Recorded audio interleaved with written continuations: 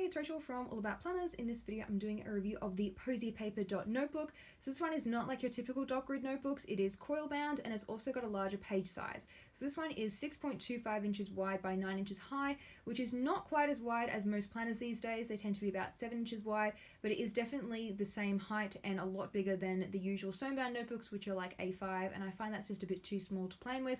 Also, I'm not really a fan of sewn binding, so when I see a coil bound dot grid notebook, I get it, hence why I got this one. Love the gold coil, love the gold text on the cover. You can personalize the cover with your name if you want, and there's no additional charge for that. Plus, there's lots of different covers to choose from. I really like this simple, like watercolor paint stroke type cover. Haven't seen it before, but quite like it. Looks nice and simple, but it's classy, and the colors are really nice and vibrant. So that's ticking the box already. The thickness, it's about, I'll just show you. It's about probably 1 centimeter thick. Not sure what that is in inches because I'm not in America, maybe like ½ an inch thick. So it's not too fat, but it's not like too thin. So I do feel like you get like a fair amount of pages for the price. I'll have all those details in the description box down below, linked there if you're interested. And if you like the style of this notebook, they also do planners. I'll include a link down below as well to my review that I did of one of their planners. Okay, so let's have a look at the inside. So first of all, the cover is like this clear cover with cardstock similar to what Plum Paper do. And then we go into the front page, which is just a This Belongs To page. There's the website if you want to look them up. They also have an Etsy shop as well, and they're in Canada, keep that in mind. So shipping does get a little pricey to Australia, but it is a really nice notebook. So I'm like, yeah, whatever, I splurged and got it.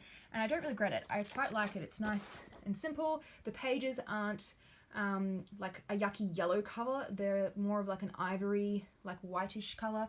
Has a 5mm dot grid spacing. The only thing that I would say is a con for me, which I really wish they'd added, is page numbers. So there aren't any like in the bottom corner or in the top corner for that matter. So if they added page numbers, I think this would be a really good notebook. I'm not too concerned about the width being a little bit less than most planners. I have gotten used to using 7 inches wide, but I do still think this 6.25 is pretty generous, and you could easily divide it in half and do 2 columns. And that's one of the main reasons why I avoid A5, because when you divide it in 2, I just find it's too small to do a 2-column to-do list. But this page size, I think it would be definitely wide enough to be able to do that. So the whole way through is this nice paper, which feels really smooth and is really nice to write on. Probably not as good as Dingbats, because that notebook has like the most amazing smooth paper, but this one is still really nice and smooth, and probably one of the smoothest I've come across in like a coil bound. So definitely a big tick there. Now what you're probably waiting for is the pen test. So I did my usual ballpoint, gel pens, the friction erasable, etc., highlighters, and I included what the highlighters were if you're wondering. So with the erasable, unfortunately it didn't erase that nicely. So normally you wouldn't see any of this like residue that you can see here. Normally it'll just be like clean, back to like, you know, what this looks like before you write on it. So I was a little bit disappointed and surprised by that, because it is such nice smooth paper to write on. So it was a little disappointing. And then as for the ghosting on the back side, there was quite a bit, unfortunately. So I think if they upgraded to a thicker paper, it would be a lot better, because even ballpoint pens, like my Papermate Inkjoy ballpoint, which normally doesn't show through too much on notebooks, there is still a bit of show through, unfortunately. Marker pens, quite heavy ghosting, almost some bleed through. Even highlighters have bad ghosting. So I just think if they upgraded the paper quality, it would make such a huge difference to this notebook. Upgrade the paper quality, add some page numbers, and I would really, really like it.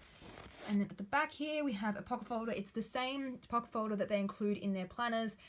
It's a pocket folder, but it is quite narrow, as you can see. Probably only fit a few pieces of paper in there, and then it will be like full already. And then at the back, we just have the same pattern as the front, and then that clear backing, which again is the same as the front as well. So I hope you found this review helpful. I like it. I just think those little extras that they're missing would really make a huge difference to this notebook, but it is pretty and it is not sewn bound. So if you really don't want a sewn bound, maybe go for one of these. I'll include the link down below if you wanted to have a look at my review of the planner that I also got from this company. It's got these sort of colors throughout, and it reminds me of a cross between the SHP planner and the Plum Paper planner. So if you like those ones, you might like the Posy Paper planner as well. Don't forget to subscribe. I usually post a couple of review videos each week.